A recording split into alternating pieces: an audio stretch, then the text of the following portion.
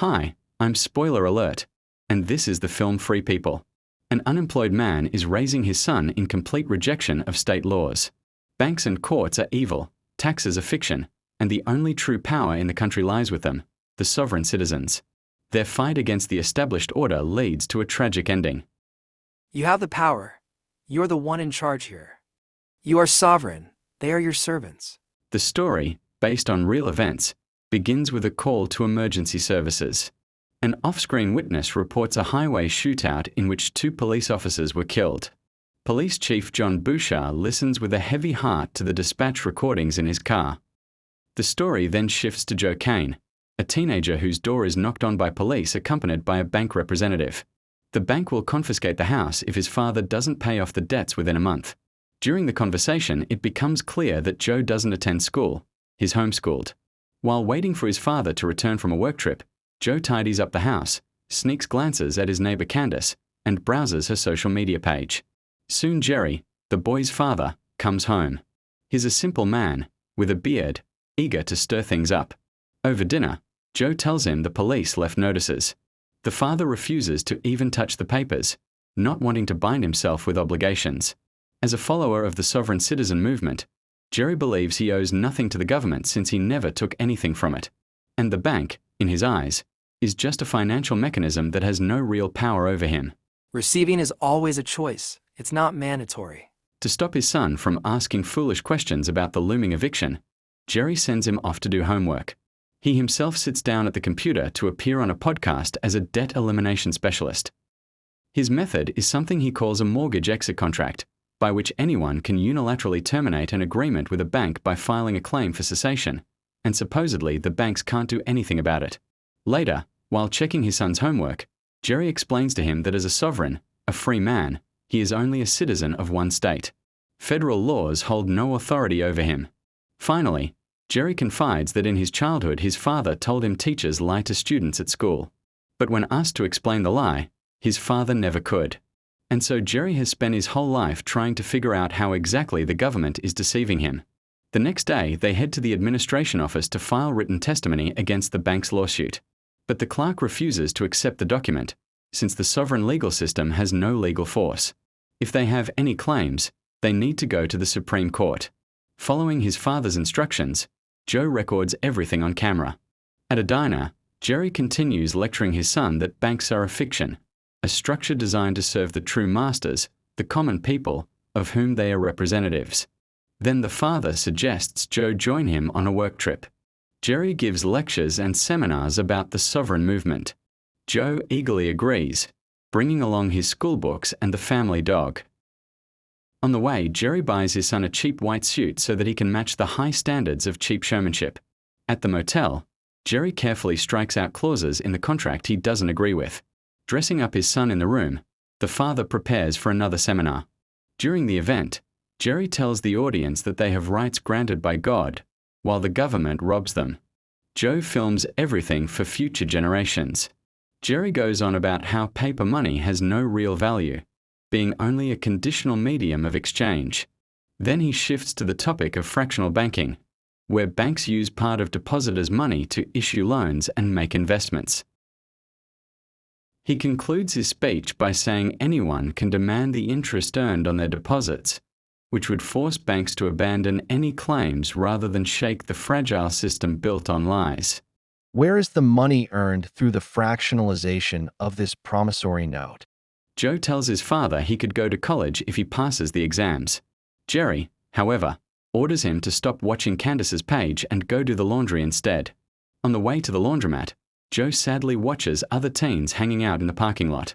At the next seminar, Jerry explains the concept of a legal straw man, the artificial identity the state sees in a person, social security number, documents, first and last name. All of this, he says, is the straw man.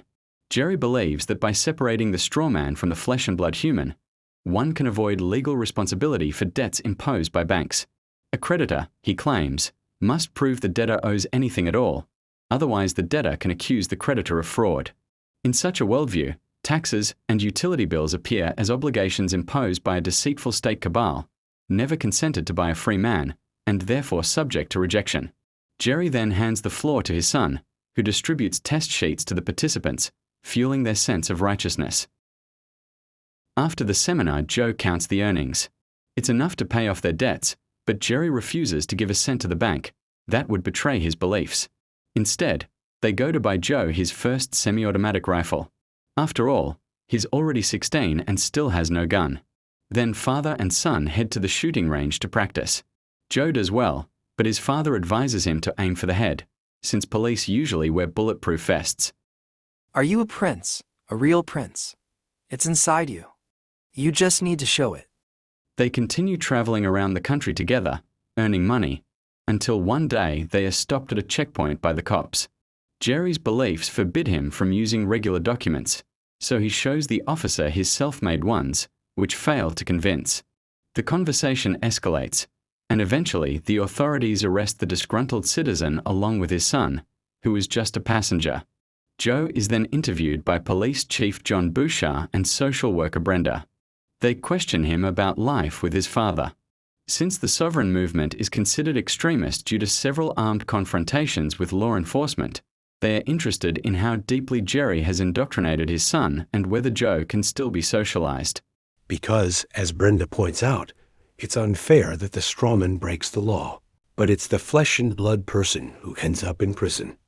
After the talk, Brenda places Joe in a temporary shelter for homeless youth. He's to stay there for several days. During this time, he attends a group session with a psychologist who explains that sometimes relatives can exert harmful influence on children. The main thing in such cases is to recognize destructive relationships in time and walk away. But what influences Joe far more than the lecture is playing basketball with other kids on the playground. Having lived in isolation with homeschooling and under total control of his father, he sorely missed interaction with peers. When Brenda asks why his father won't let him go to school, Joe replies it's to protect him from state propaganda. His father wants him to be independent in thought. The social worker remarks that Joe could continue his education on his own if he takes an assessment test. This could free him from his father's overprotection and allow him to live his own life with friends. After all, Jerry had a childhood. Why should Joe be denied one? Despite the seeds of doubt, Joe is glad when his father is released and comes to get him. Jerry introduces him to his girlfriend Leslie, who came from another state to bail him out. Leslie joins them at the next seminar, where Jerry proclaims that in open confrontation with the authorities, he would have to kill law enforcement officers, though he doesn't want to. Afterward, the three head to a casino. The adults send Joe to a separate hotel room upstairs while they indulge in drinking, gambling, and wasting the money earned from lectures. The story shifts to Chief Bouchard, who drives his son Adam to the police academy entrance exam. Adam is following in his father's footsteps. Cadets are tested on arresting suspects, even under pepper spray exposure. Watching the training, the elder Bouchard sadly notes that without Commandant Lassard, the academy just isn't the same. Returning home, Jerry finds an eviction notice on the door. To make matters worse, the utility company has cut off their power for non-payment. Joe sneaks into a neighbor's yard with an extension cord to steal electricity. While doing so, he spies on Candace through the window. Meanwhile, Jerry prepares for a court hearing.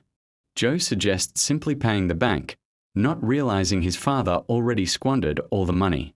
I never got anything from them. You know what it means to receive, right? At court the next day, it is revealed that Jerry has a long record: assault, theft, fraud, and other offenses.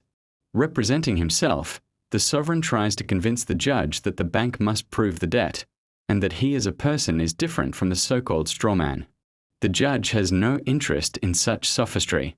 Realizing what kind of man stands before him, he immediately rules in favor of the plaintiff, the bank.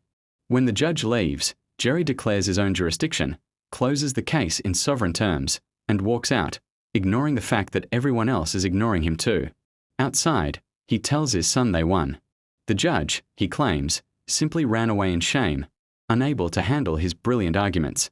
When the judge leaves, Jerry declares his own jurisdiction, closes the case in sovereign terms, and walks out, ignoring the fact that everyone else is ignoring him too. Outside, he tells his son they won. The judge, he claims, simply ran away in shame, unable to handle his brilliant arguments. Joe goes to school to take the placement test, but finds he needs a pile of documents he doesn't have. Still, he plans to obtain them all, except his father's written consent. While he fills out the online application at home, police knock on the door. They've come to evict them under court order. Since Jerry is hiding in his room, Joe opens the door and the officers enter. They order Jerry to leave the building before they drag him out face down, and he complies. Driving away, Jerry accuses his son of letting the police in. When Joe protests that they just pushed him aside, his father calls him a liar. Jerry orders his son to pull over in the woods. He takes 2 pistols from the trunk, explaining that in olden times, if someone was called a liar, honor was defended in a duel. He paces 10 steps and hands Joe a pistol, ignoring his pleas. Then Jerry fires, but misses. They return to life as traveling lecturers, staying in motels, giving talks at community centers. When one motel refuses them because Jerry crossed out clauses in the contract, they sleep in their car in a parking lot by a public restroom. Eventually, Jerry calls Leslie, who invites them to stay at her place. The Canes set off. But what about the placement test? I want you to act like an adult. On the way, a police patrol tails them with flashing lights. Annoyed, Jerry pulls over, realizing the situation may end in another arrest. Knowing his own temper, he steps out of the car, alarming the officer. The cop orders him not to come closer. Asked for ID, Jerry hands over his bogus papers. While the officer checks them, Jerry retrieves an AK-47 from the backseat. His nerves are at their limit. This is about conquest, right? We need to conquer.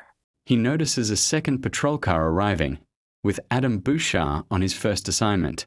Jerry steps out without a weapon, ignoring Adam's orders to get back in the car. The cops try to restrain him, but Jerry resists, shoving them off. Unable to take the tension, Joe gets out with the rifle and fires at the officers one by one, killing them. Jerry grabs his papers, jumps in the car, and speeds off with his son. At a seedy motel, they ditch their blooded clothes for clean ones. Chief Bouchard and his wife hear over the radio about the shooting. Arriving at the scene, they realize their son has been killed by a fugitive. Jerry scolds Joe for stopping to feed the dog, which causes the boy to have a breakdown. The father comforts him. Then they go to a supermarket to buy ammo. There Joe spots his neighbor Candace. She recognizes him and waves cheerfully, but he doesn't respond, knowing it's too late for normal life. As they drive out of the parking lot, their vehicle collides with another. It looks like a civilian car, but inside are undercover police. Realizing he's trapped, Jerry opens fire through the windshield. A firefight erupts. Other patrol cars arrive, and Joe shoots from the back seat. A pickup rams their van, forcing Jerry out with his rifle. Chief Bouchard joins the assault with his sidearm. The outcome is inevitable. Jerry is riddled with bullets and falls dead. But the cops keep firing, repeating the old mantra, the best criminal is a dead criminal. When the shooting stops, their vehicle is torn apart. Miraculously, the dog escapes and runs off into the empty streets, leaving Joe's lifeless body behind in the car. At the funeral for the fallen officers, where Candace sings in the choir, Bouchard returns home to his grieving wife and daughter-in-law. Hearing his grandson cry, he enters the nursery and does what he never allowed himself with his own son. He picks up the crying baby to soothe him. He steps outside with the child in his arms, and the film ends.